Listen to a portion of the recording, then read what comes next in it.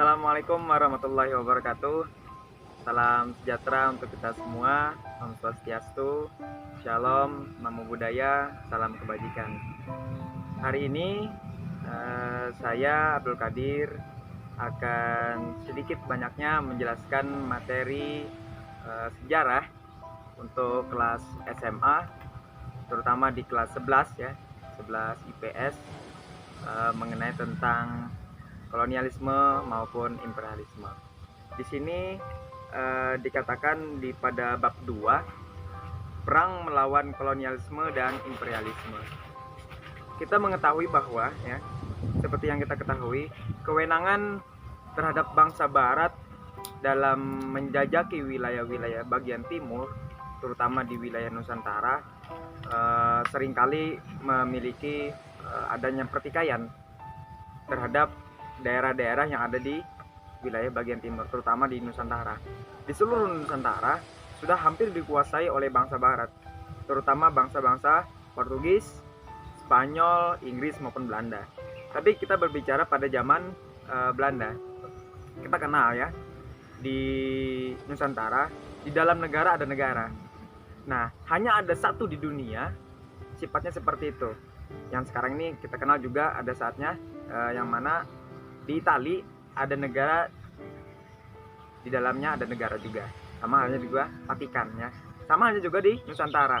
Ada namanya VOC. Yang jelas Nusantara sudah terbentuk dengan sedemikian rupa yang memiliki berbagai puluhan kerajaan-kerajaan yang setiap per daerah maupun suku, dan di dalamnya ada dipimpin oleh satu lembaga yang besar, yakni VOC. VOC ini juga selalu membuntuti maupun menduduki wilayah-wilayah kerajaan-kerajaan yang ada di Nusantara. Salah satunya adalah kerajaan Aceh, Banjar juga, dan juga wilayah-wilayah di Pulau Jawa maupun Sumatera. Itu satu. Yang kedua, perang melawan kolonialisme dan imperialisme. Di bawahnya juga di sini dikatakan perang melawan hegemoni dan keserakahan kongsi dagang. Kita sedikit menggambarkan bahwa mengenai kongsi dagang, memang berbicara ekonomi, Belanda sangat kuat pada waktu itu ya terhadap kerajaan-kerajaan yang ada di Nusantara. Sebab mereka sangat gencar untuk mengimperialismekan atau memperluas wilayah mengenai tentang sumber daya alam seperti rempah-rempah, damar, rotan, hingga bahan-bahan alam yang ada di pedalaman di Nusantara, terutama di Kalimantan Selatan juga itu termasuk. Dan di sini juga dikatakan perang melawan penjajahan kolonial Belanda. Nah, setiap pelosok-pelosok di wilayah Nusantara sering sekali pertikaian maupun gencatan senjata, bahkan peperangan, dan bahkan menimbulkan genjatan-genjatan senjata yang menghasilkan tewasnya beberapa tokoh penting pada waktu itu hingga rakyat yang tidak berdosa. Itu satu. Yang kedua, dampak dari peperangan yang dilahirkan oleh bangsa Belanda dengan kerajaan-kerajaan lokal yang ada di Nusantara memiliki cerita yang sangat besar di mata internasional. Itu satu. Yang kedua, memiliki dampak yang begitu besar di mata internasional, serta memiliki nilai penting untuk zaman sekarang ketika kita memahami bagaimana perang pada masanya melawan penjajah. Itu satu. Di sini dikatakan perang melawan hegemoni dan keserakahan kongsi dagang. Yang pertama adalah Aceh versus Portugis dan VOC.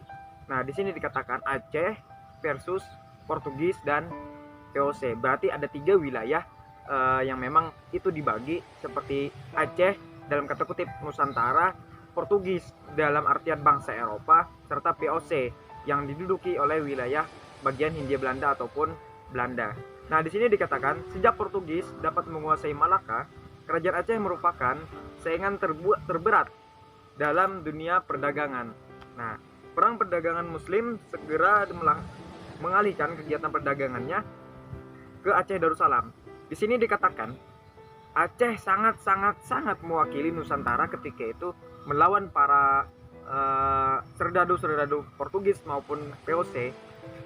Kenapa demikian? Satu, Aceh merupakan salah satu pintu gerbang terbesar pada waktu itu dari wilayah barat ke wilayah timur. Ketika itu Malaka belum ada. Setelah Malaka ada, lalulah meredupnya bangsa-bangsa ataupun kerajaan-kerajaan yang ada di Aceh. serta melahirkan kerajaan baru yaitu Malaka sebagai pintu gerbang utama, dan itu berhasil dikuasai oleh bangsa Portugis ya, seperti itu. Dan juga dikatakan di sini nomor 2, Maluku angkat senjata. Nah, siapa nggak tahu ya mengenai tentang Maluku. Maluku ini merupakan wilayah bagian Indonesia bagian timur yang memiliki rempah-rempah yang begitu besar. Salah satunya adalah cengkeh, pala, ya, hingga kayu manis. Yang memang yang saya sebutkan tadi itu adalah primadona di bangsa Eropa, terutama di Italia, terus di Genoa, terus di India, di Inggris, Belanda, bahkan seluruh bangsa Eropa. Itu yang terpenting. Dan juga Maluku di sini dikatakan pada tahun 1605 Belanda mulai memasuki wilayah Maluku yang berhasil merebut benteng Portugis di Ambon.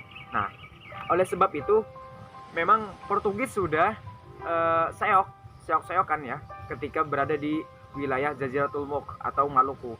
Nah, pada saat itulah kesempatan bagi bangsa Belanda untuk gencatan senjatanya yang begitu kuat untuk mempertahankan ekstensinya di bangsa timur untuk melawan rakyat-rakyat maupun kerajaan-kerajaan lokal yang ada di Nusantara, terutama di Maluku.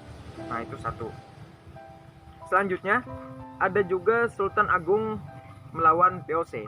Nah, di sini dikatakan pada masa pemerintahan Sultan Agung, Mataram mencapai zaman keemasan.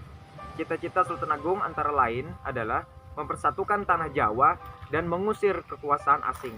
Nah, coba kita bayangkan dengan tujuan Sultan Agung ya, satu, yakni adalah untuk kemaslahatan rakyat. Yang pertama adalah membebaskan penjajah di tanah Jawa. Berarti Sultan Agung adalah basisnya di kawasan Jawa, yaitu Kerajaan Mataram. Selanjutnya ada juga perlawanan Banten. Ya, di sini juga dikatakan Banten memiliki letak yang strategis sebagai bandar dagang internasional sehingga Belanda bernafsu menguasai Banten meski tidak pernah berhasil. Banten kita kenal dengan merica, lada juga di situ.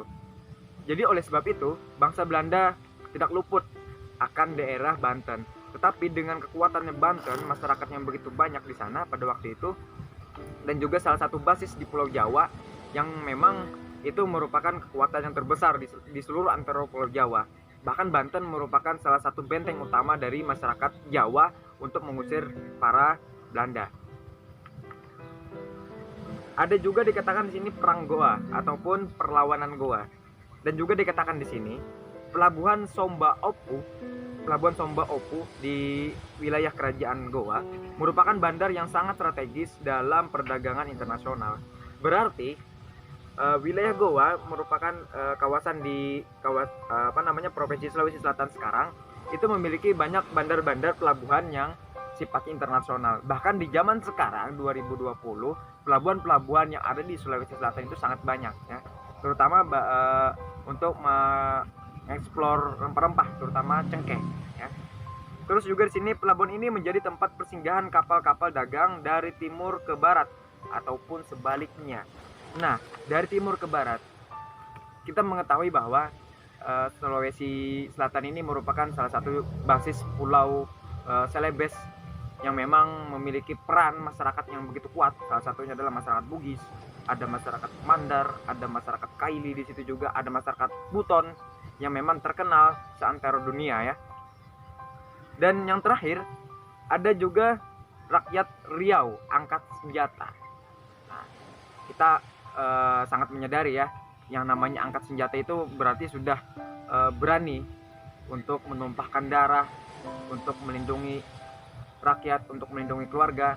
Ketika kita menurunkan senjata itu berarti kita merelakan atas meninggalnya keluarga-keluarga kita. Makanya bangsa Indonesia, terutama rakyat-rakyat Riau di sini juga mengatakan memang monopoli perdagangan itu adalah sangat memiliki dampak negatif untuk rakyat Riau. Tetapi di sini dikatakan Sultan Abdul Jalil Rahmat Shah pun memiliki rakyatnya pun untuk melawan VOC, serta kemudian digantikan oleh putranya Muhammad Abdul Jalil Muzaffar Shah. Nah, yang memang putra dari ini adalah salah satu cikal bakal untuk berjayanya masyarakat Riau dan untuk melawan bangsa-bangsa VOC.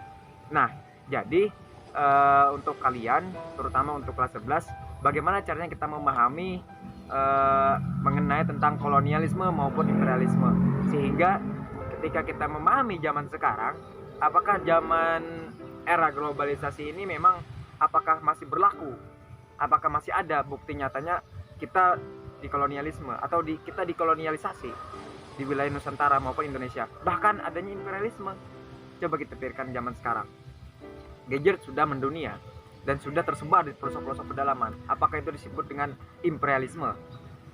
Itu satu. Yang kedua, sekarang kita dikenal dengan budaya-budaya asing yang sudah merambet di wilayah-wilayah pelosok pedalaman, tak hanya kota, gitu ya. Nah, sekarang pertanyaannya adalah, kita punya banyak budaya, kita banyak sangat suku, tetapi apa yang kita pelajari? Justru budaya orang lain. Nah, gitu ya. Jadi apa fungsinya untuk belajar sejarah? Belajar sejarah bukan hanya berarti mentadaburi atau mengambil nilai-nilainya saja, tapi kita jangan sampai terpuruk dengan romantika itu. Jangan sampai terpuruk. Tetapi kita harus menjadikan suatu pembelajaran bahwasanya belajar sejarah itu adalah merupakan jati diri bangsa. Seandainya kita tidak memiliki kreativitas, tidak memiliki apa-apa, maupun tidak memiliki bakat, apa boleh buat, kita diam hanya saja, gitu kan. Nah, maka dari itu untuk kelas 10, kelas 11 maupun kelas 12, ketika kita mempelajari tentang sejarah, kita harus memahami dulu apa tujuan kita untuk belajar sejarah. Nah, mungkin itu ya. Cukup sekian dan terima kasih. Wassalamualaikum warahmatullahi wabarakatuh. Salam sejahtera untuk kita semua. Shalom, Om Swastiastu, salam kebajikan.